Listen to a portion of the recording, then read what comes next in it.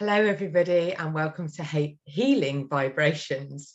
And this is the broadcast that aims to change perspective of illness to see it as a gift. And we're on episode 11. And I am shared today with a screen with a wonderful lady called Kazia Keciba. Got that right? Yeah, that's right. I first came across Kazia on Facebook, as everyone meets these days, and also because she's created this. So I'm very interested, and I have started reading. I've made notes as well. Have you? I have, amazing. Yeah. How are you finding it? Yes, I'm really enjoying it because I usually write. I've got so many books on the go, and I just read them, and then I get these little gems, and then I don't write them down. It's like I've got to reread it again now. So I thought, no, I'll write as I go, and then I can interpret it. Anyway, I've interrupted. Amazing. Let Kazia introduce herself and tell us what she would like. Because what should we know about you? Well, I'm Kazia.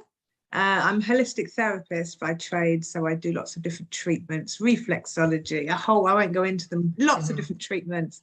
And I've got MS as well. So I was diagnosed in 2007, so quite a while ago.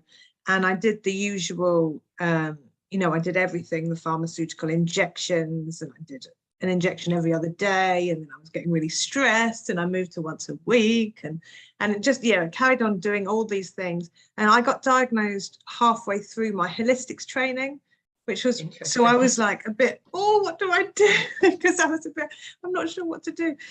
So I was using all my holistics, and I was trying to do lots of relaxation, but then obviously I was following the pharmaceutical injections as well, because at that time I was quite young, and I was like, I don't really know what I'm doing. Because how old were you when you were diagnosed then? 23. I think was a 22 or 23. Yeah, that is bless you. Don't quote me on that, but I was in my early 20s. But yeah, in my head, I was still a kid. Do you know what I mean? I'd had a little boy, so he was 2 at the time, and I was just blagging my way through life. And then I was suddenly told, "Oh, you've got this disease. Have you heard of it?" And I was like, and I knew one person, but she found out and she got really poorly really quickly. She went from being the life and soul to in a wheelchair. Wow. And it was, and if that's your only example of it, it's like, and I was. Yeah, I was petrified. I was absolutely petrified.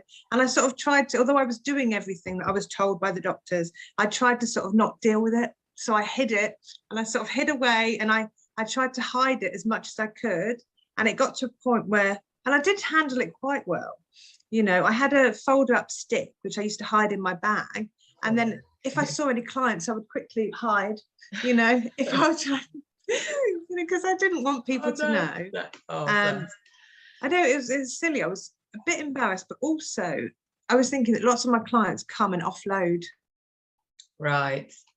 Or you've got stuck. No, and they want to offload. And this is my presumption. They want to offload. They want to offload. But if you've got MS, you're one up. They've had an argument with their boss, but you've got a brain disease. Yeah. Well, it's quite interesting you say, because a lot of people say that. Well, it's nowhere near as bad as your thing, and I'm thinking actually it sounds much worse than my thing at the moment. I have to say, your knees are crippled and you haven't got any knee cartilage. That's painful. That sounds worse than me. I have to say, No, it's true. And I thought I don't want to take that away from people, because when I'm in the salon, it's all about the person that I'm treating. I don't want. Do you know it's not your stuff. It's the same with coaching. We come into it and it's like, well, you're not interested in my and that's what's great about it, isn't it? Because it takes you out of your stuff and totally helps you focus on someone else. Exactly. So I hid it for a while, for years and years, and then I got worse, and I couldn't hide the stick anymore, so I had to use that, although I did try. And then I retreated, so I stopped going out as much. I stayed at home more. I stopped going to town. Do you know what I mean? I just slowly sort of hid away. And then one of my annual neurology appointments, at this point I was on Tisabri, which is a monthly infusion. And he just said to me, "I'm sorry, there's nothing else we can do for you. It's not working." And I was like, "Sorry?" And he was like, "No, there's nothing else we can do for you." And I was like, "Well, I don't understand." And he was like, "Well, it's basically inevitable. You're going to be in a wheelchair." And I was like, "No, that's not going to happen." And by chance, a friend of a friend. You know, everyone's got a cure for MS. You just eat 5 cucumbers and spin around. You know, everyone has a cure for it. It was a friend of a friend's sister who had MS, and she was in a wheelchair, and she went and had stem cell therapy. So she was like, you just need to have that. And I was like, right. And it just happened that I didn't have the kids, and this meeting was going ahead. I was like, right, well, I haven't got anything better to do. So I went along. Yeah, so I just went along. It was by chance, really. And this woman ran across the stage, got the microphone, and started talking about stem cell therapy that she'd had, you know, and apparently the year before she was in a wheelchair. And I was like, right, you know, and I'd heard of stem cell therapy, but the person that told me about it said 50% get worse or die. And I was like, oh, oh, sorry, excuse me. I've not heard that one. I don't, you know. No, well, that's the first thing I heard about it. And I was like, oh, I don't know if I'm that desperate, you know. Kids would rather have me in a wheelchair than not at all. So, and I just sort of went, no, that's not happening. But in the meeting, it was very different. The statistics were extremely different from that. And so when my doctor said, well, my neurologist said to me, you know, there's nothing we could do. I was like, what about HSCT? And he was like, oh, you're too far gone. And I was just like, no, you need to. So at this point, how was your walking? You were walking with a stick, you were still walking? Yeah, I was still walking, but I think that particular day I'd just done a treatment. So I'd taken the kids to school, I'd come home, I'd done I'd done a full body massage, I'd gone outside, it was pouring down with rain. It was like accumulation. Yeah. And then the car park had no space, so I had to go to the second car park. There was no space, so I had to go to the third car park. It was pouring down with rain. I was exhausted, so I had 2 walking poles, and I basically got to the hospital. I looked like a drowned rat. I was like, oh. And he'd seen me and gone, no, it's not happening. You know, you're just getting worse. And I was like, well, I've had a really busy day. You know, today's not my usual. To be fair, I know. And he was just was he then saying you couldn't have the medication anymore then? No, well, I said to him, you know, where does it stand? He goes, well, I don't think it's working, but obviously we'll have to look into it further. And I was just like, well, I want to try this. And he was like, you're too far gone. Because, you know, they say the inevitable. Yeah, it goes, because I was relapsing remitting. And I think I just sort of turned. So what were your symptoms then? Was exactly? My balance had got worse. My walking was worse. So do you feel heavy legs? Do you feel like there's suction, like you've got gravity pants, I call them? Yeah. No, that had sort of like got worse, but it changed at different times. Obviously that day was a busy day and it was raining. And you've got all this stuff, plus the stress of going to see a neurologist. You know, I get it. It's like but I think I had got slowly worse, and I'd sort of noted it. But I was still burying it, and I still didn't want to deal with it because bad things happened to everyone else, which was really horrible. But I was always fine. Do you know what I mean? I was absolutely fine. You're the holistic therapist, darling. You've got it sorted. Yeah. Exactly. And everyone, you know, and then when he said this, it was suddenly like, well, we can't help you. And I was like, well, I'm going to have this treatment. And so I looked into it privately, and I was like, right. And during this meeting, they were talking about statistics. And there was different doctors and different neurologists from all over the world. And then this happy Russian doctor came on, and he was like, we're family, you know, we're not doctors. All the patients are family, and we help each other. And he was so smiling and so lovely. And I just, you know, when you meet someone and you go, you're amazing. Yeah. And I sort of said, if I'm ever stupid enough to have that treatment, I want to go to Russia and have it there, because this chap was just so happy, and he was talking about family and talking about well-being, and I was like, right, well, if I'm crazy enough to do it, I want to go there. And that sort of set the scene. I can sort of see where this is going. I haven't got that far in the book. I've only got to chapter 3. She just had the baby. I know, it's a spoiler. Yeah. But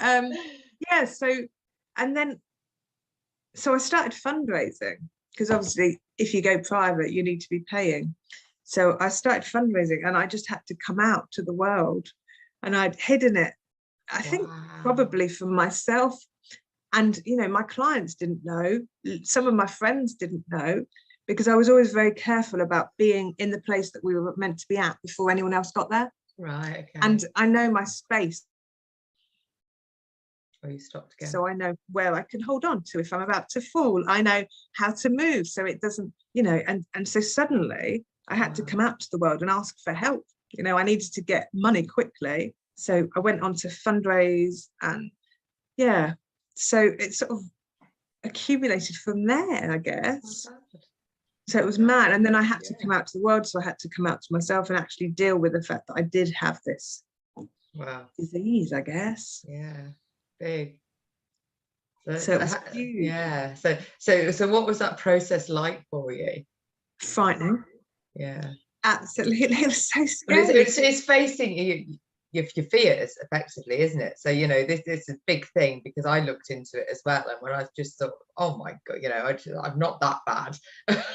Yeah. To be able to like totally destroy your, basically it totally destroys your immune system, don't they? They nuke it. They take a little stem cell, they nuke your immune system, and then they regrow from that stem cell, and the hope that actually MS isn't part of the stem cell. I don't know quite how that works. You probably know more than me, but yeah, effectively it doesn't. But like you say, I mean, I haven't done masses of research on it, but there's a woman, there was oh God, what was she called? There was a BBC reporter, a woman BBC reporter that was that had MS, and she came out and she went over to, I think it was Mexico, and did hers, and she was writing a blog, and I'd sort of lost that was at the time. But then when I touched back into it, I think a couple of years later, she'd had a period of, everything was great, but then it had slowly declined again. Right. So it was, sorry, not so. No, I mean, so that's sort of what, everyone's different, aren't they? Everyone is different. And that's the thing, is like loads of, when I started doing the videos, because one of my friends said you need to let people see what it's actually like. Yeah. And I was like, what? So I did videos of, you know, of me walking. I went to the gate lab at one point, and they put electrodes to help me walk. So it was basically an electric shock every time I was stepping, which was awful. Yeah.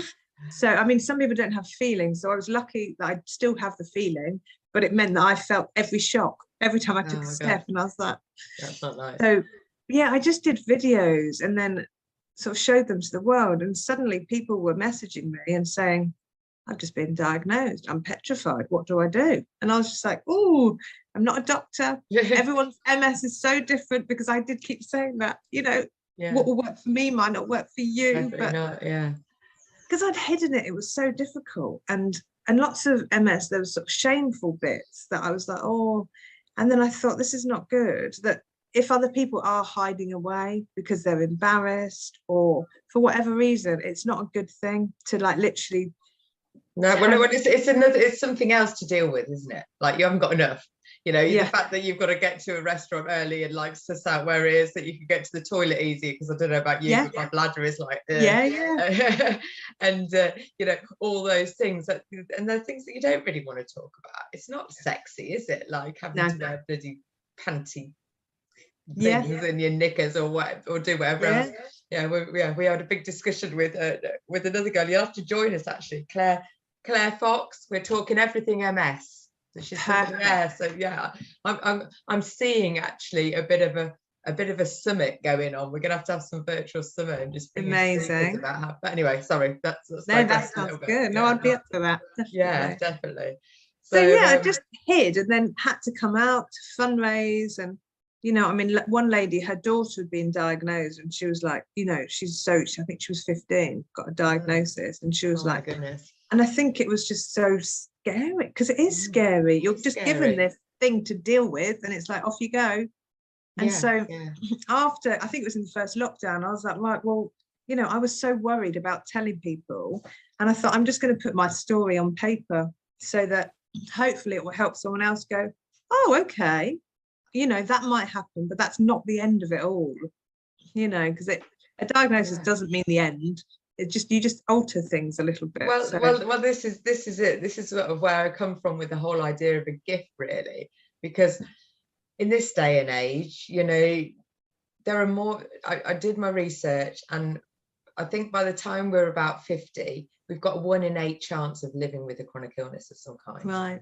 As it stands at the moment. Yeah. And it's just like, and personally, I just think it's what causes them. nobody knows. There's not a cause, is there? There's a load of different, you know, we did this, we lived in this environment, we had this many toxins, we had this much trauma happen to us, we've got emotional stuff caught up in our bodies, all this stuff comes in, and like you say, we've got to work out what is right for us. Yeah, because what works for one person doesn't work for somebody else. And also you can't, you know, stop, you can't, what life throws at you, you can't control that, but you can control your reaction to it. You know, so each thing that happens, you can just sort of curl up, which is what I did for a while, curl up and sort of hide, but it's not going to change anything. I mean, my best friend said to me, I'm glad you got MS. I was like, thanks. And she says, you know, if you hadn't got it, we wouldn't have gone hot air ballooning. We wouldn't have gone, you know, gone parasailing. We wouldn't have done this, because it was a bit like, yeah, I can still do everything. Well, exactly. Well, I can, I must. Yeah. And so it's like, you haven't got forever, potentially, have you? It takes away that just taking for granted what we've got right now. Yeah, definitely. So I think it sort of forced me to do more. Yeah. You know, whereas before I would have maybe just been sat at home. I might have nipped Mañana. Exactly. Yeah. So let's do everything immediately. Well, this is it. Look at you. You're like radiant and you're full of life and energy. So not wanting to totally like steal the thunder of the book, or I don't know, because I don't know what's in there. But how are you now? I'm doing pretty well. I mean, I'm not running, but I think I've had so many improvements. Apparently my cooking is much better. Well, I think if you've gone, your journey is anything like mine with diet, then you've done a lot of experimenting with cooking with different ingredients. So and also because I had the chemo for the stem cell, it changed all my tastes. Wow. So unfortunately I'm now a coffee fan, which is not great. Not so good, but not so good. But yeah, the kids say my cooking is a lot better. Wow. A lot better. Well, an unexpected result of the whole situation. Yeah, I know. Yeah, I'm doing pretty good. I mean, I couldn't bend my left leg, so I was walking, you know, I was taking a step and I'd sort of swing my leg round, and I had foot drop as well, so I don't have foot drop anymore. And I can bend my left leg, so I'm walking. I still use a stick, but I'm walking properly. Yeah. So rather than the weird I am pleased. Well, you're looking fantastic, and I'm so pleased to have come to met you, really. And that was, I don't know, what was it, I just posted something, somebody tagged you in it, I think. Tagged you in my post. Yes. Yeah. And then I was like, oh, this looks interesting. So what I thought when I was reading through, because like I said, you know, I usually read through, think it's really interesting, and then the next thing, and I've forgotten it all. So I thought I'd be a bit more diligent.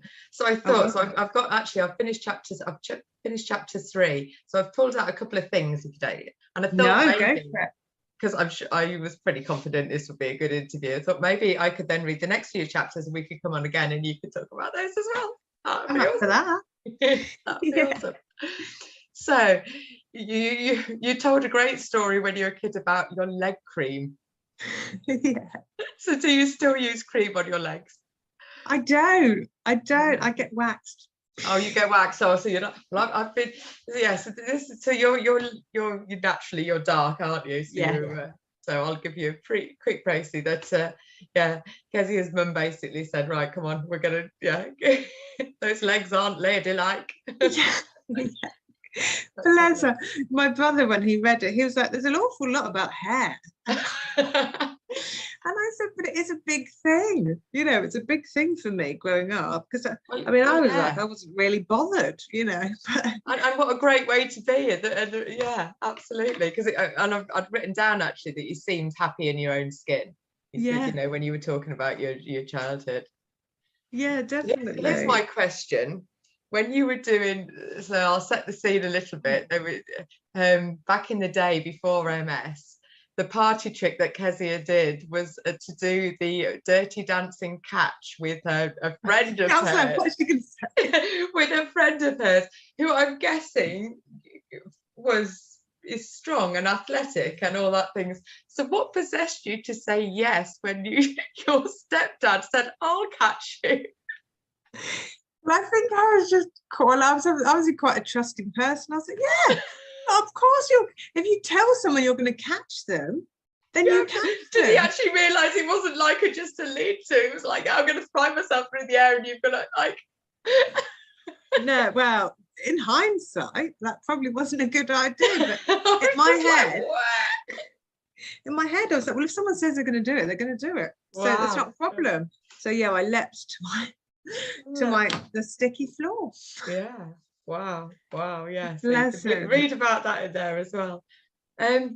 Yeah, and then what I've got here is tell us about the wishing tree. And I got a little bit confused about the wishing tree. So when you did so if you want to tell the viewers about your wishing tree. Oh, you tell me. I'm trying to think where that's at. So that was like early on when you said you stood in a fountain and handed out bits of paper and got them to write. Uni. Yeah. And I was thinking, I don't remember a wishing tree. Yes. Yeah. So it was a module of university. I think it's probably to do with, we're talking way back, space and like areas and, being around. So, but I think we were just trying to, because I was doing contemporary theatre. So I think I was just trying to find something really weird and far out. So in Leicester, there's a fountain in the middle of town. And so we thought it'd be good to get people involved to write their wishes on little bits of paper, and then we were going to tie them up to trees, to spread all their love and their wishes and all this sort of thing. So I think it was another idea to do something a bit far out, but get the community involved. I'm thinking way back, so I was 18, I think. Yeah, because I was getting a little bit confused. Was that part of her dissertation, or was that like a... It was one of we had so many different modules, but it was contemporary theatre, so it was all a bit like, oh, what can you do? Crazy. Wackier, get the community involved. So so we've got people to write down their wishes, and we tied them all to the trees. No, wicked. Well, yeah, because I went to the Purbeck Valley Folk Festival in Swanage, and they always have their wishing tree where exactly the same thing. It's on bits of material, and you just write your wish, and it's also by the end of the festival, all the trees full of wishes. Which is nice. Cool. I was going to say maybe I was the creator of the wishing tree. Maybe you were the creator of the wishing tree. Yeah, maybe they saw something, that somebody saw something then and took it and thought, oh yeah, so there you go. Absolutely, your magic spreads, which is nice. Which is nice. Then, because you also used to be a top trampolinist, I believe. Yes. So at school we did a lot of trampolining. I mean, generally I was really, really sporty. There was two of us, and we were the tennis, the two of us did dual tennis, not dual, what do you call it? Tennis. Doubles, that's better, dual tennis. Sounds a bit more fun there, doesn't it? Yeah, so doubles tennis team, and I was in the hockey team. I was forced to be in basketball, although I didn't like that. So yeah, I was really, really sporty at school. And then after I had my son, we went on and did, I think it was called Fit Chicks. And we did racing, and we did a different sport every week, and we did beep tests. And I was always like the top dog, I was always the quickest, the fastest, even though I was a tiny little one. I was always, the first one there, the first one to do this, the first one there, and I think I was training. We were doing the beep test, and we were doing an assault course. And so we'd gone underneath, all the netting, the cargo nettings, and we'd gone over tires, and we'd abseiled, and we'd done all this crazy stuff. And then I'd got to the very top, and I was about to go on the zip wire, which was the last bit, and everyone was miles away apart from my little sidekick. She was right behind me, and she was like, go, go, go. And I was just stood there holding on, about to do this zip wire, and I was like, I can't go. And she was like, go, you've done this before, what are you doing? Everyone's catching up. And I was like, I can't do it. And she was like, what do you mean? And she said, I'll push you.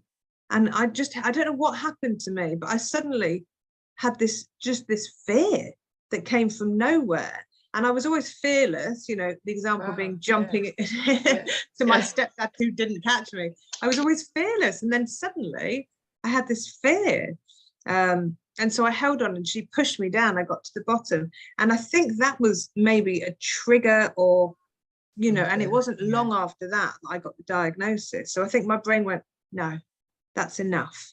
Wow, that's quite interesting. And you're saying that, so have you done any, because I'm not, this is the first time I've spoke to Kezia, we haven't had a pre-conversation, so it's the first time, and only what I've learned from the first 3 chapters of the book, which is, so has it, you know, as part of your sort of healing journey, been sort of working out and making peace with, and you know, all that stuff that we hang on to and drag around with us, and all the fears and beliefs and the stuff that I'm currently sort of working through at the moment? I think I've had to learn to adjust things, you know, so I'm not going to go out run, not that running's a fun thing to do anyway, but you know, I don't do weights, I don't do, you know, team sports or anything like that. I mean, I was doing a lot of yoga, but then it got to the point where I couldn't even hold the positions. And I mean, I was quite good, big myself up because I used to be really good.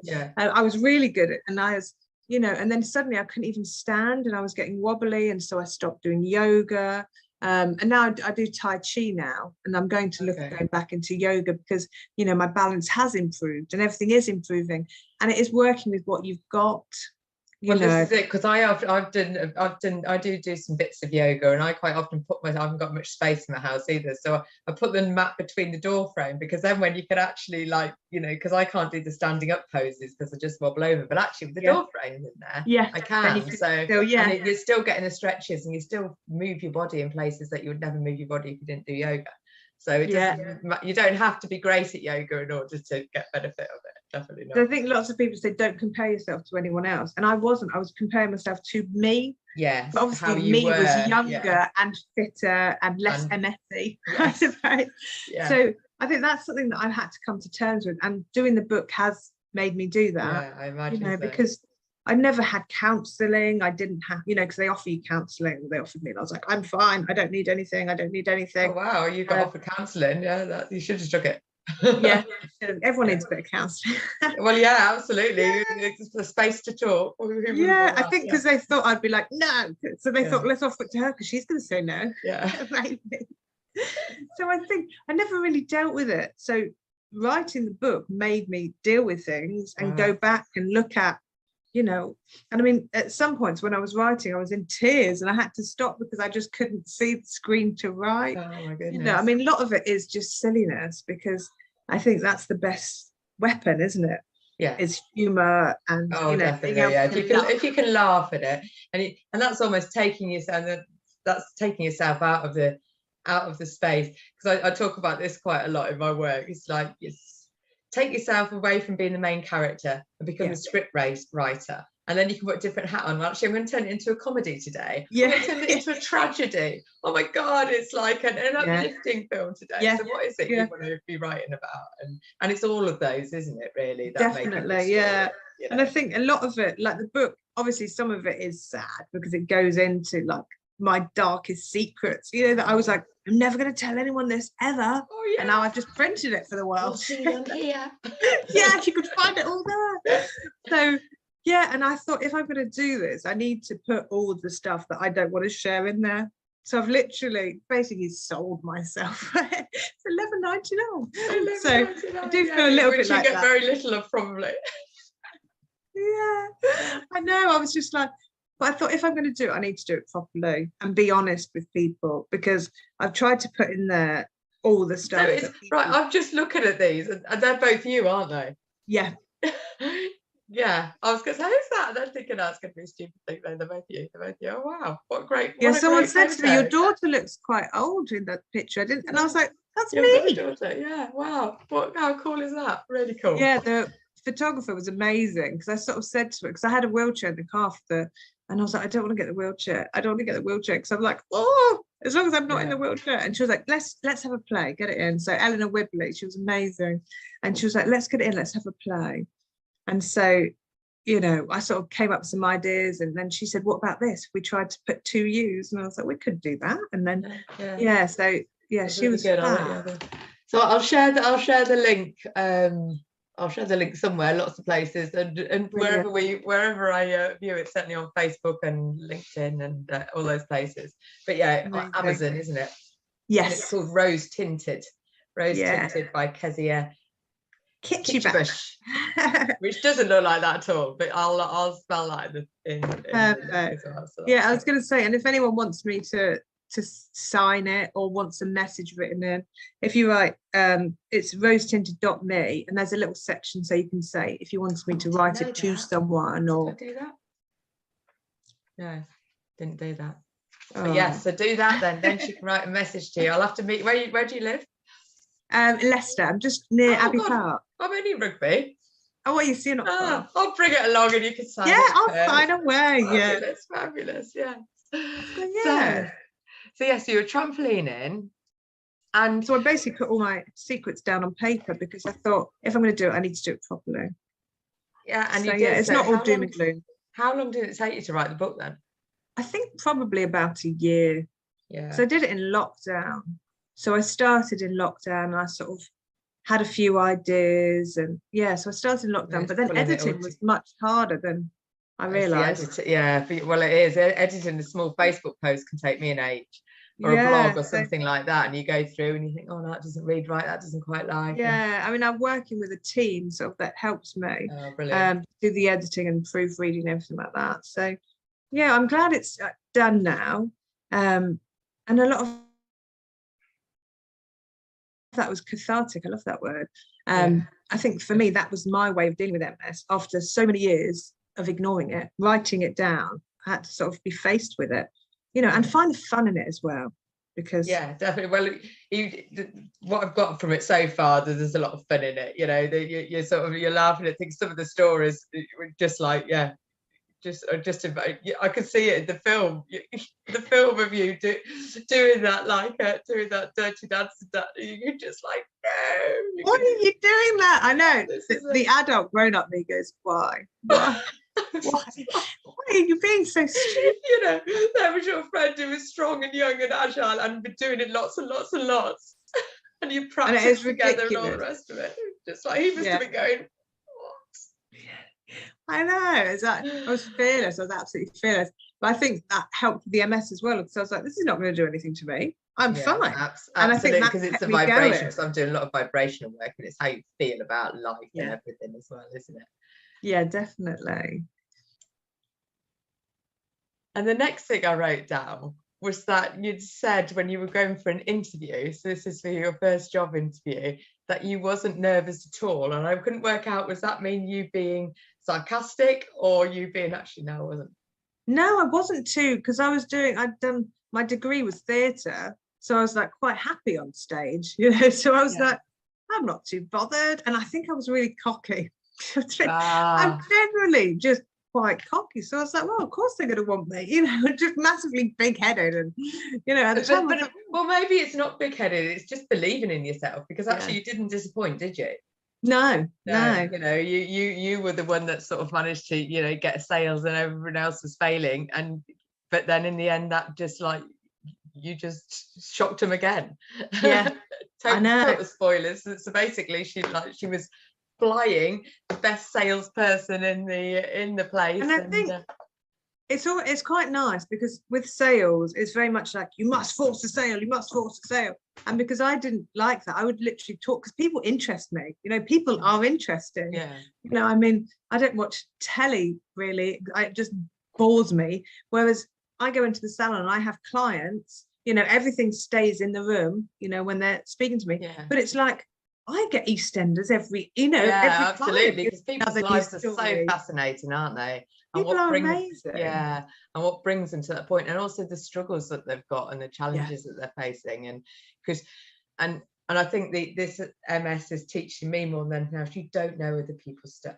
When somebody doesn't say thank you when you've opened the door for them, or slams the door in your face or whatever, you do not know what is going on in their world. No. So it's allowed me to be a lot less judgmental. Definitely. I mean, my son said to me, when we started fundraising, suddenly, I mean, there was complete strangers were sending me money. I had this one chap in Turkey, and he said, I've read about you. I was like, right. And he said, well, use your healing powers to heal yourself. And he said, but here's £100, and I really hope you get the treatment that you're looking for. And I was just like, wow, complete stranger. And then, mean, one of the first donations was someone that I was at school with when I was like 9, and he'd sent 50 quid. And Theo, sort of, my son, said to me, maybe there is something in this karma stuff you talk about. Maybe there is something in this. Yeah. So how old your son now? 17 now. Oh, well, that's great, because I've got a 16-year-old and a 14-year-old, and my 16-year-old, he thinks I'm nuts, so I think I'm nuts. But sometimes you just think, oh, maybe they are listening a little bit. Maybe they are, and they're definitely watching, aren't they? They're definitely watching. Definitely. Yeah. So I think that's it. I've always tried to be kind to people, and I think that was sort of like payback. Yeah. Do you know what I mean? Because I needed to raise this money, because I found out that I had switched to the next stage of MS. Right. You know, so we managed to raise the money really quickly. And a lot of it was from people I was at school and I'd not spoken to. I mean, I'm 40 now, but these were people from way back in the day, but they'd obviously remembered me, you know, and lots of classes. We do, yeah. And you would do, wouldn't you? You'd do the same for one of your school buddies if you'd do anything. And I think just being kind to people, because like you said, you don't know what's happened to them earlier on in the day. You know, if they're a bit grouchy, maybe something horrible has happened. Well, this is it. So I just sort of think now, they need whatever more than I do. They need this space in the queue more than I do. That's fine. No, it's true. And I think if everyone was a little bit more like that, life would be a lot easier. Wouldn't it? Yeah, we're just going to think compassion and kindness, and it's the world's easy. Yeah, definitely. Right, what else have I got on here? Oh, and then I won't tell the story of the positive pregnancy test, because that is a bit of a story in itself, and it'll take too long, and you're gonna have it's worth a read though, just for that story, to be honest with you, because it's sort of but then I've got written here, and I don't know whether I've misread it, or didn't you tell your partner that you were that you got a positive pregnancy test, the first one? Yeah, but again, I think a lot of my life is in denial. Denial and blagging is generally how I get through my life. And so I did this. I got a positive. Can't speak suddenly. I got a positive pregnancy test. So I went back to the house and I put cushions up my top, and I was like, "Look at me!" And I was joking about it because I thought, no, but you know, that was not in my life plan. My plan was to adopt loads of, foster loads of children, hand them back, because my theory was there's so many children in the world that don't have loving homes. I can take them on, and then I'll hand them back out, get some more, hand them back. Obviously, home and away as a child is what I'm with you. I saw that as well. And there was another one as well, wasn't there, where they all the kids got together. So there's some house one where they all stayed together. They all got So that was my life plan, but it didn't quite work out as that, because life never does exactly as you plan. Of course it does. Yeah. No, I'm really lucky. I've got a great life. Yeah. So fabulous. What sometimes. Now I'd written here at the beginning of, I can write it here, at the beginning of chapter 3, here we go, chapter,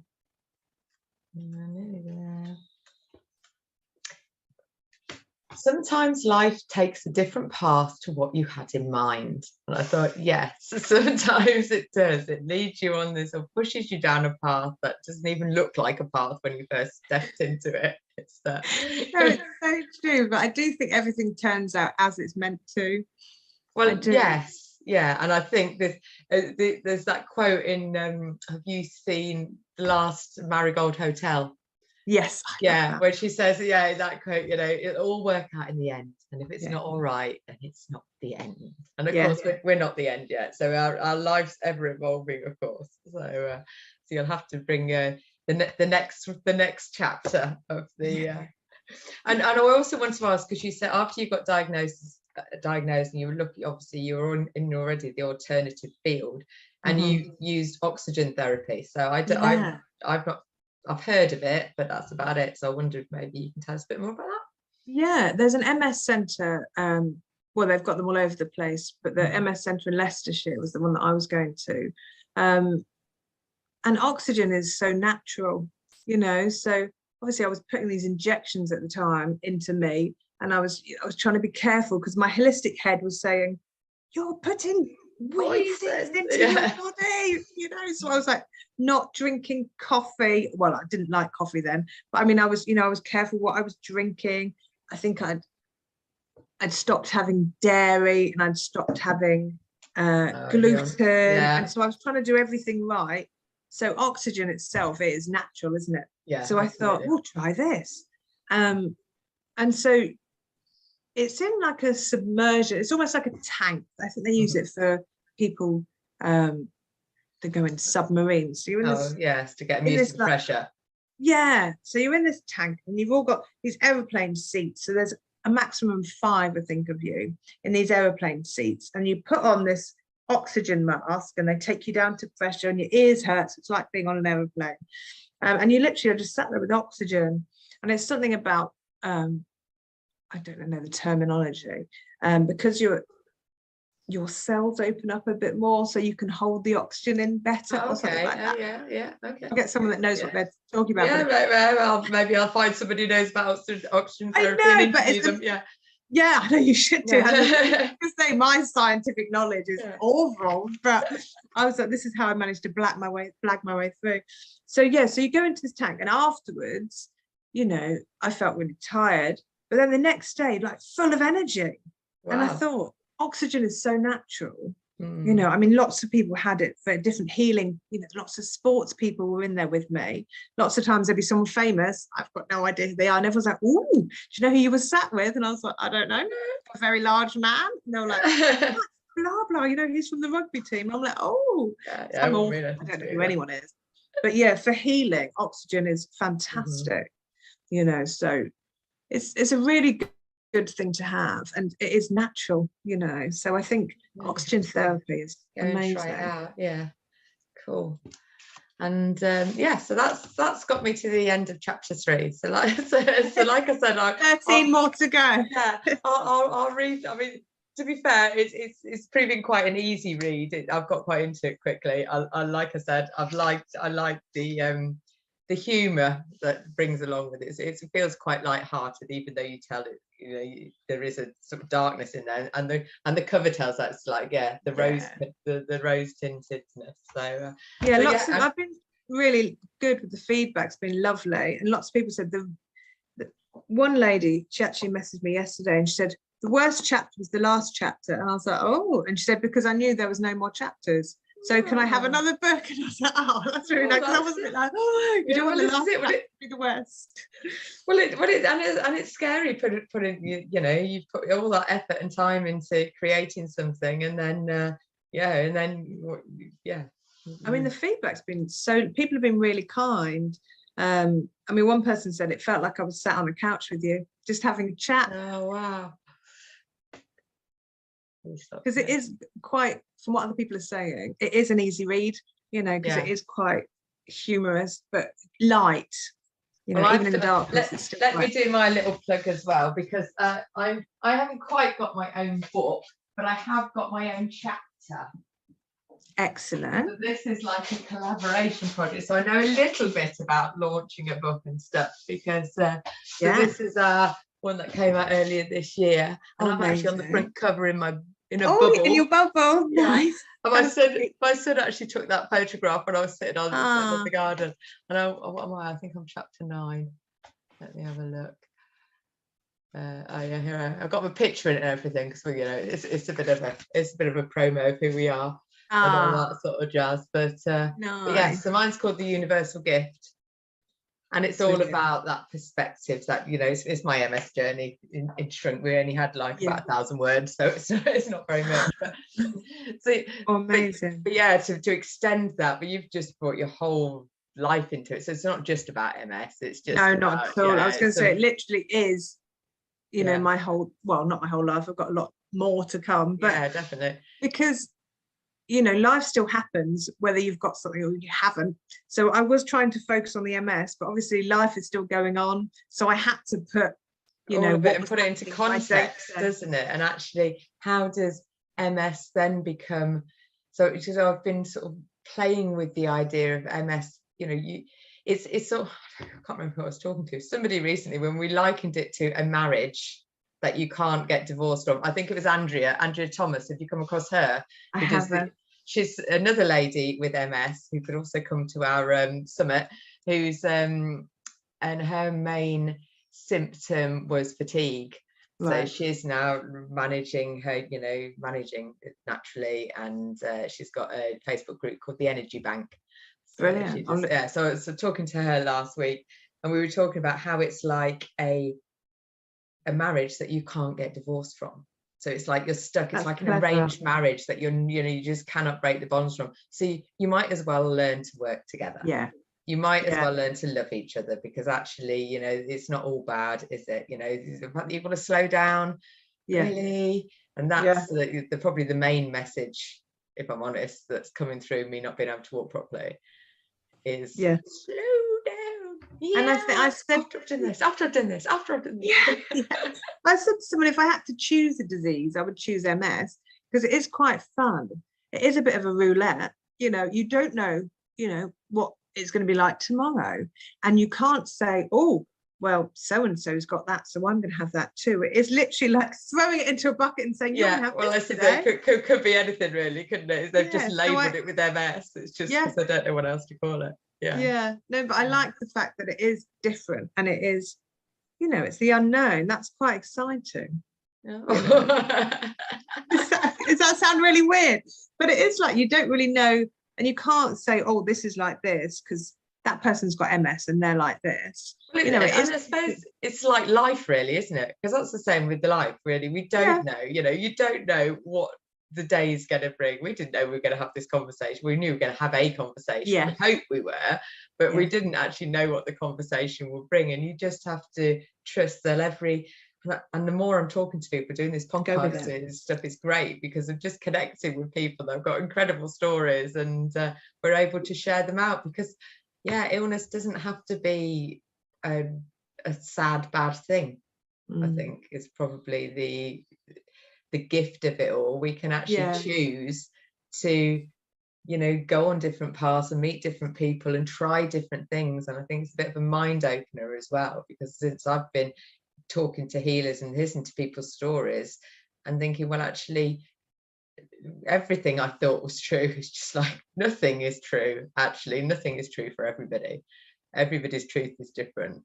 Definitely. And so we get so hung on to our truth. I believe this and I believe this, and now you see even more with all this divide in the world about what's true and what isn't. Nobody knows what's true. So everyone is blagging. Everyone is blagging. Oh my god, it's like top blaggers are running the countries, aren't they? Really? They're just making it up as they go along. God knows what's going through their heads. But, I know, no one knows what's happening. Everyone is blagging. So are you still a therapist? Are you still practicing your therapy? And is that your main sort of business, or have you branched out into anything else? Or? No, holistics, I generally go back. I mean, I absolutely love learning. I've just finished doing an online ornithology course. So oh wow! I used to be a young ornithologist. That's bird watching for those who don't know. I was going to say birds. But it was much more complicated than I realised, because my stepdad, the one that dropped me or didn't catch me even, he bought it for me for my birthday, and because I was so book at the time, I didn't get around to do it. And then once the book was published, I was like, right, I'm going to do my bird course. And I was surprised how complicated birds are. There was 10 exams on various you've gone it's not just bird watching. This is like proper serious. It's like anatomy, and it's talking about migration, and I actually really enjoyed it, because I love learning. But with holistics, I can do that because I can go on to learn a different course. Or there's so many different modalities, are there? Exactly. So what's your favourite currently then? What do you like practicing best? Probably reflexology. Reflexology. I'm a massive. I think with reflex, because my mum's a scientist, I was brought up, you need to be able to prove it. And then I ended up doing holistic therapy, just because it was when I could get childcare. So it was holistic therapy or accounting. So I was like, oh, we'll forget that. We'll do holistic. So I ended up by fluke, really. And then on my first case study, I was working on her foot and I was like, oh, it's your intestines. There's something with your intestines.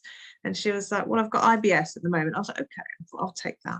And then I was like, oh, what's with your eyes? And she was like, no, don't wear glasses. And I was like, oh, okay. Oh, yeah, that is rubbish after all. But then she rang me the next morning and says, I've got conjunctivitis. And I was like, ooh, awful for you. Yeah, wow. Like I could do this. And things like that just kept happening, you know, for years and years and years. And even now I'm like, I don't know why, but it's still working. And I mean, people come to me that are trying to get pregnant. So I think I'm on number 14 now. So it's, you know, and it might be psychological, it might be the actual treatment, it might be the oils, but to be honest, I don't care. Yeah. I don't care what's happening. People are getting good results, not just with babies, with backaches, with all sorts. So where do you practice out of then? If anyone's I've got a salon in the garden. Oh, I've got a salon built on my garden. So right, well, we shall sort over. I shall come over to your salon. You can sign my book and give me some reflexology. How's that sound? Sounds like a date. Well, I can't believe we've pretty much come to the end of our hour. So thank you so much for sharing some of your story, and definitely going to come on when I read some more chapters and I'll take you through. But in the meantime, if anybody wants to read their own copy and get a little message from Kazia as well, you fill it in Amazon, can you? They got a little thing to fill it in. Not on Amazon, but if you go through the website, so right, okay. So maybe if you show me the link, I'll put the link in and people can join it there. That'd be perfect. Yeah, rosetinted.me. Yeah, and then there's a little section where you can say sign or write a little message. Ah, cool, brilliant. Well, I like to end these podcasts with a little mindful exercise or a short meditation. So I think we've got probably about 10 minutes. Okay. Have you got something that you would like to talk us through, or? Oh, we could do it. I can blag something. Okay. Away. So take a nice deep breath in through your nose. Fill the air into your tummy. And then I want you to imagine roots at the bottom of your feet. Take a deep breath in. And on your breath out, you see the roots traveling from the bottom of your feet through the ground beneath you, through the floor, tunneling deep through the soil. With every deep breath in, the roots are traveling further and further into the earth. Deep breath in. As you breathe out, then roots are traveling further. You can see a bright light in the center of the earth. And as you breathe in, you're going to take a little bit of that light into your roots. With every breath in, a little bit more light through the roots from the core of the earth, through the soil, through the ground, through the floor, to the bottom of your feet. And as you take your next breath in, you're going to move that light past your ankles, up your calves, past your knees, up your thighs,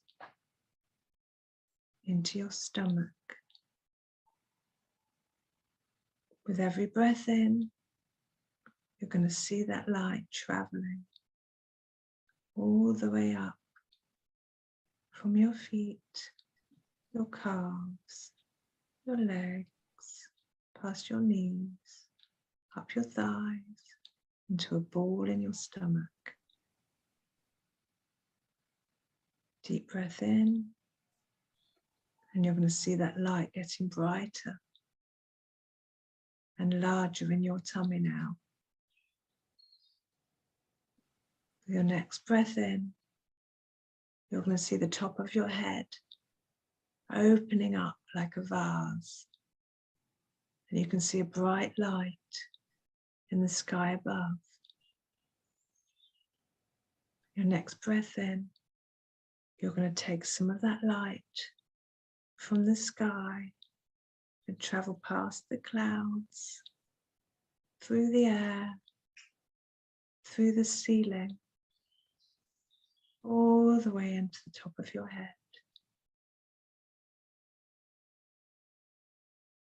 Nice deep breath in.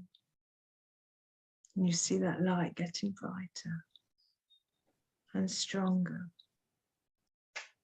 And as you breathe in, that light is going to travel from the top of your head, past your forehead, down your face, down your cheeks, all the way down your throat, past your chest, and join that light in your stomach. So with your next deep breath, you're going to see that light getting brighter and stronger and bigger in your stomach. That nice, strong, bright, healing light.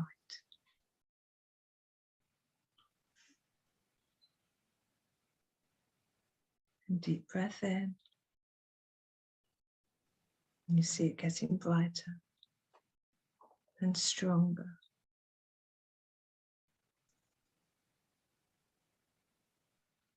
Now, if you have a pain anywhere in your body or a part that doesn't feel quite right,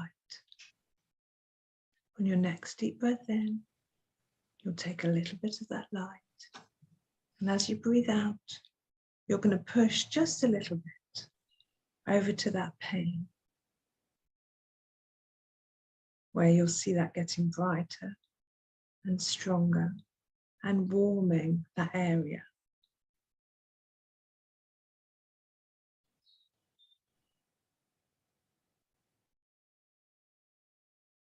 And if you have another point that needs a bit of concentration, you can move some light there too. Nice deep breaths.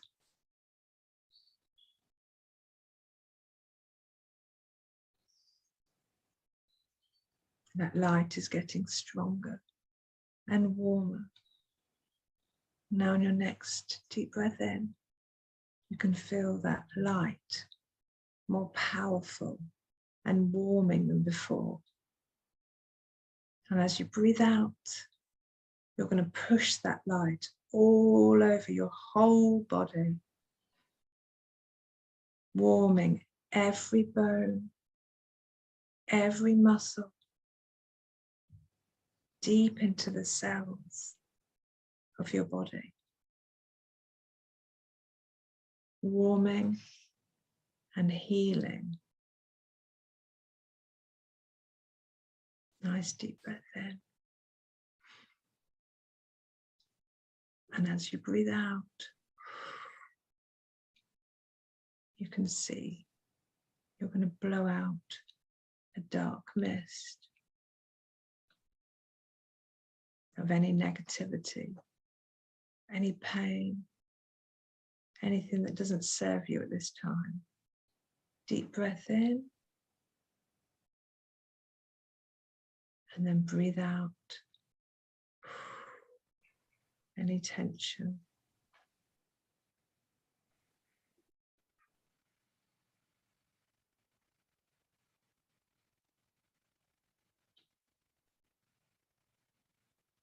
That's very nice. And when you're ready, just give yourself a little wiggle your fingers, wiggle your toes. And then when you're ready, just gently open your eyes. Give yourself a little wiggle your toes. Sorry for cutting you short. That was very rude. That's all right. Just feeling all nice. Good. Thank you very much. You're more than welcome. So are you on social media or anything like that? If people want to follow you, yeah. what you're up to? I've got a page. It's rosetinted.me. Okay. Rosetinted.me. There's a page on there. And my holistics is Kellebeck Holistics. So you'll be able to find kelebek. It means butterfly in Turkish. So it's Kelebek. Kelebek holistic. So that's on Facebook as well. Facebook I can handle. I'm on other things as well, and I'm learning. I'm trying to learn how to do it. But there's so much, and there's new ones popping up all the time. We'll be TikToking soon. Wow, I know. It's Facebook I can handle. I'm trying to venture out. I think I am on Twitter, and I'm just hit Instagram, so I am blagging my way through everything, but I'm still learning. Facebook I can do. The others I'm learning. So, but follow and like and do all the things that you're meant to do for me. Excellent. So I'm going to close off now, and thank you very much for joining us and sharing some of your story. We will be back with further chapters, but do go by so you can fabulous. Wait for me to read them and just hear snippets of it. So you're still going to have to read to get the real stories anyway. Wonderful. Excellent.